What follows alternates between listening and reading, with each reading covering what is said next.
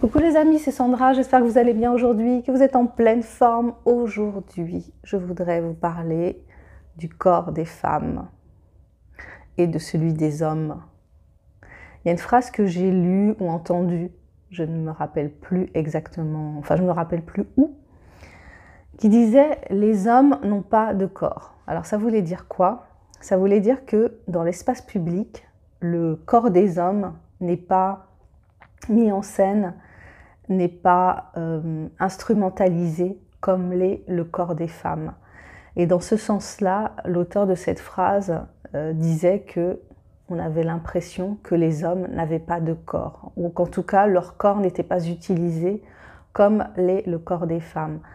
On peut voir ça à travers la publicité, on peut voir ça à travers les débats sur, par exemple, le voile actuellement, où on décide comment une femme doit ou non être vêtue dans l'espace public. Donc je fais abstraction de tout ce qui est aspect religieux, mais on décide, on se sent tenu de légiférer sur la façon dont les femmes s'habillent.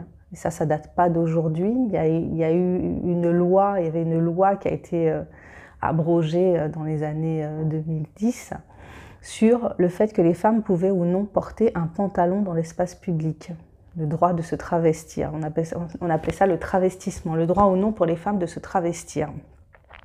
Voilà, donc il y a toujours ce souhait en fait de contrôler les femmes à travers la façon dont elles ont ou non le droit de s'habiller. On est aussi dans une société où eh bien, on utilise le corps des femmes, par exemple dans la publicité, pour vendre des choses. Ça devient un faire-valoir d'un objet. Et ça entré dans les mœurs, c'est banal.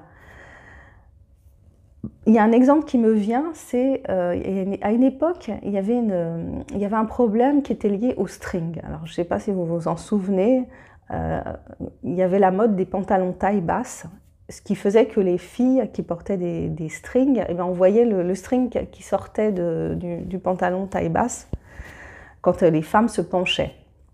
Et ça a été un long sujet de discussion quant au fait que est-ce que les femmes se respectaient quand elles étaient habillées comme ça, qu'est-ce que ça disait.